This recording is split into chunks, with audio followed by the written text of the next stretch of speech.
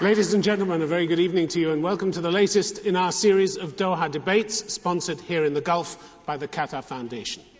Extremism takes many forms. At its worst, it encourages and actively supports violence of the kind seen in America on 9/11 and in London on the July 7th bombings in 2005. After these and other incidents, many blamed Islamic extremists and asked whether Muslim communities around the world had done all they could to prevent such attacks. Others insisted the real fault lay with Western policies, particularly towards Israel and Iraq.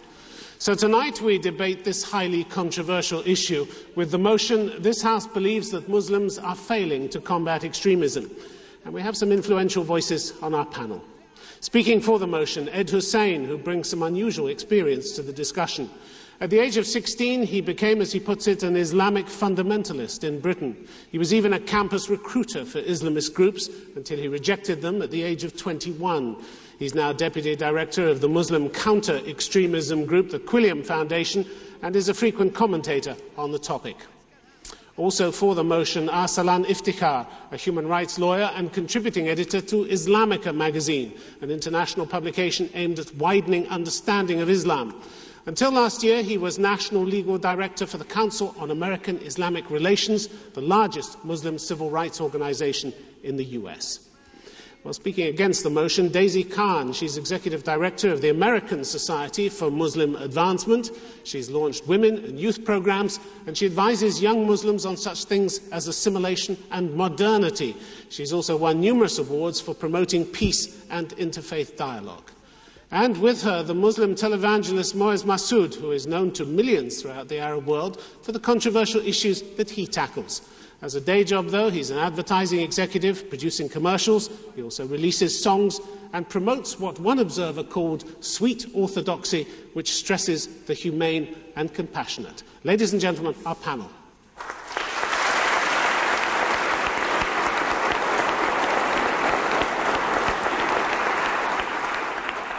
And now let me call first on Ed Hussein, please, to speak for the motion.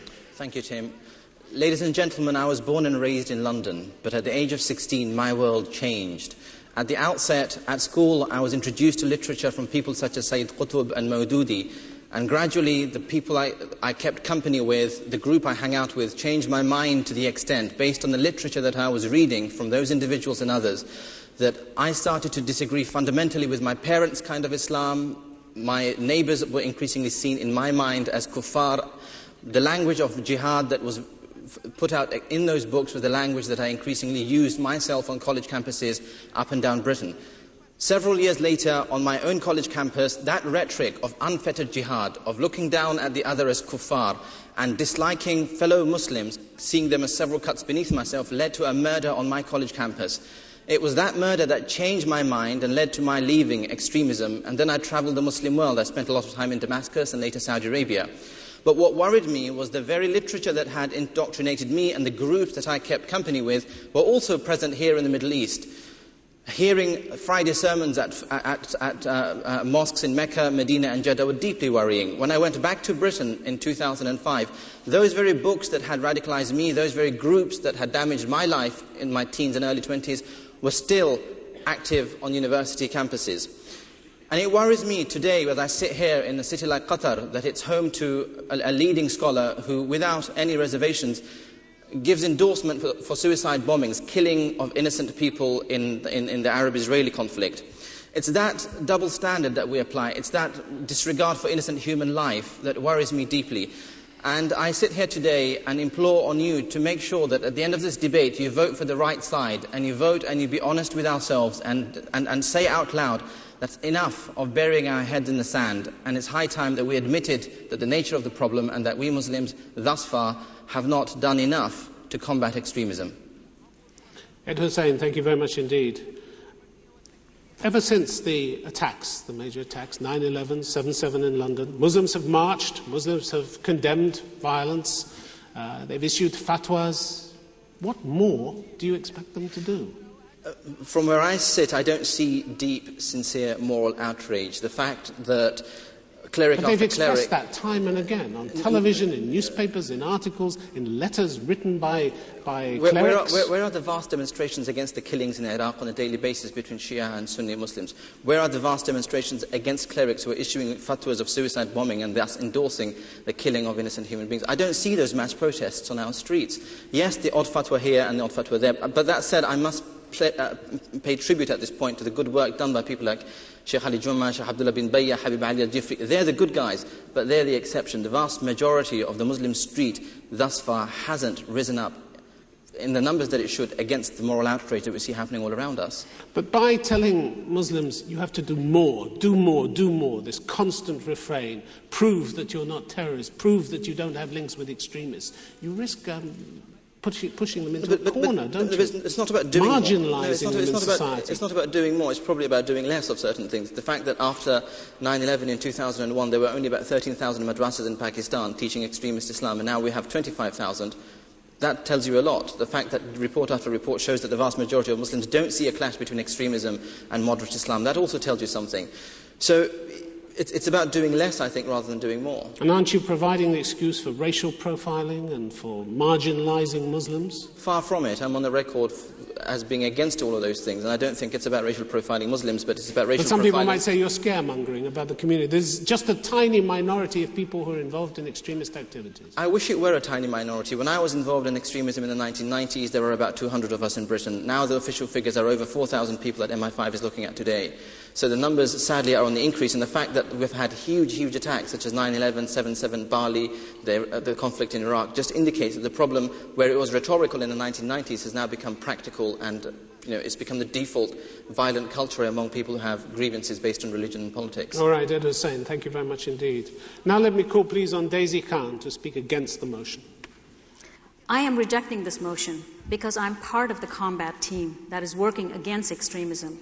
And soon you will see a tidal wave of visionary Muslim thought and activism mounting on the horizon, which will change the face and focus of Muslim life worldwide. This change is already here.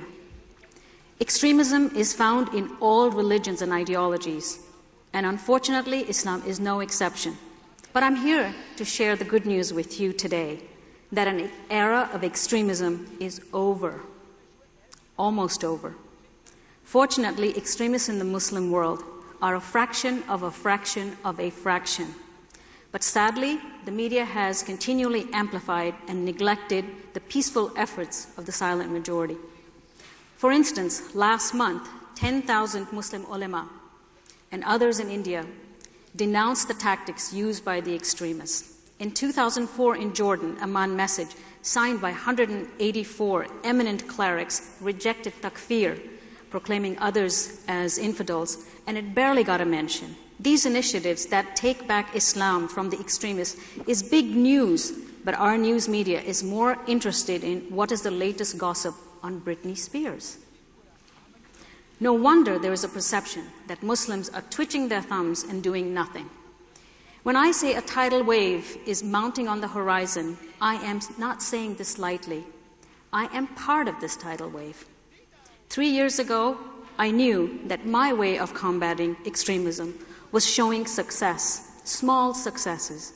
I felt a personal burden to continue and had to leave my very nice, cushy corporate job of an interior architect, and I began to empower agents of change, Muslim women and young Muslim men and women leaders.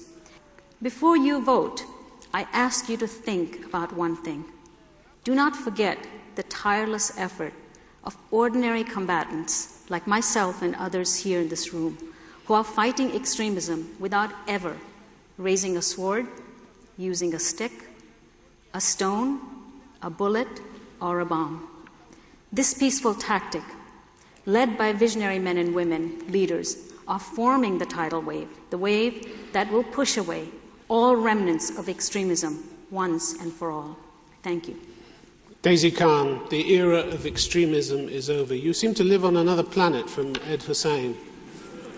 Ed Hussein sees the same people radicalising fresh generations of youth in Britain. He sees books being sold outside mosques calling for the death of non-believers, and you say the era of extremism is over. How can you? I'm here to tell you that Muslims are doing enough. That is enough. If those books are still being sold outside mosques in London, that's enough.